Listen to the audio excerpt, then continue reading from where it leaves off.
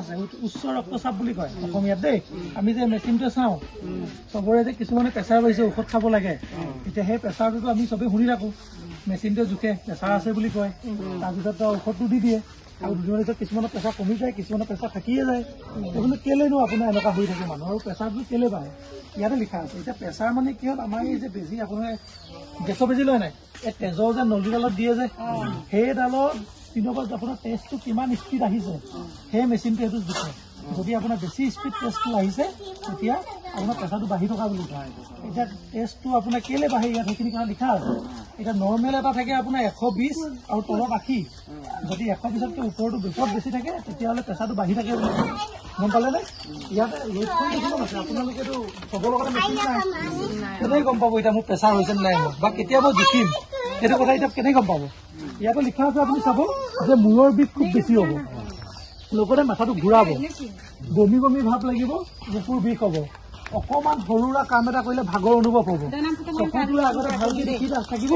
ঘপককৈ এনেকুৱা লাগিব যে চকুটো মই ঘোলা ঘোলাকৈ দেখিছোঁ এনেকুৱা ধৰণৰ অনুভৱ হ'ব আৰু উশাহ লোৱাত কষ্ট হ'ব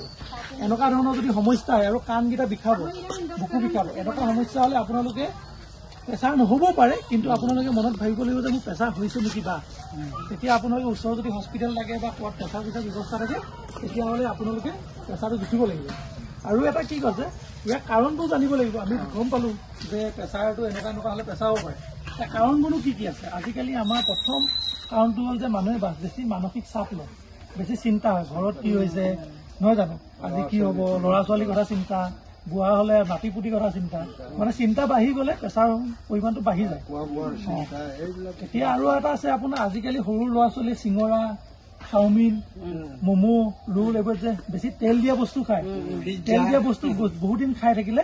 আমাৰ কি হয় তেজ চলাচল কৰা যোনডাল নলিকা তাতে কিছুমান চৰ্বি জমা হয় কলেষ্ট্ৰল বুলি কয় কিছুমানত কেলছিয়ামৰ বিভিন্ন জমা হয় যেতিয়া এডাল পাইপত ডাঙৰ পাইপ এডালত যদি পানী গৈ থাকে লাহে লাহে গৈ থাকিব যদি পাইপডাল চেপি দিয়ে সেই পাইপডালত পানী স্পীড যায় নাই সেনেকৈ সেই পাইপডালত যেতিয়া আপোনাৰ চৰ্বি জমা হৈ যাব পাইপডাল সৰু হৈ যাব তেতিয়া একেখিনি টেষ্ট স্পীড চলিব জোৰছে চলিব তেতিয়া সেই জোৰছে চলিলে কেতিয়াবা মানুহ মাথাত ফাটি যায় পেৰালাইচিছ হৈ যায় সেইটো কাৰণে সেই আপোনাৰ তেলজাতীয় বস্তুখিনিৰ কাৰণে হ'ব পাৰে আৰু ইয়াত আছে আজিকালি মানুহে ওজন বাঢ়ি যায় কিছুমান ক্ষীণ মানুহৰো হয় যেতিয়া আপোনাৰ খোৱা বোৱাটো বেয়া হয় কিন্তু ওজন বাঢ়িলে যেতিয়া মানুহৰ গাত চৰ্বি বেছি হয় তেতিয়া সেই প্ৰেছাৰ হোৱা মানে পৰিটো প্ৰৱণতাটো বেছি থাকে আৰু ইয়াত এটা আছে যে আপোনাৰ 40 বছৰ বয়সৰ ওপৰত সাধাৰণতে 35 বছৰলৈকে মানুহৰ প্ৰেছাৰটো নাবাঢ়ে কিন্তু বয়সৰ লগত ক্ষেত্ৰত কেতিয়াবা কোনো কাৰণ নথকাকৈও 40 বছৰ বয়সত অকণ প্ৰেছাৰটো বাঢ়ি থাকিব পাৰে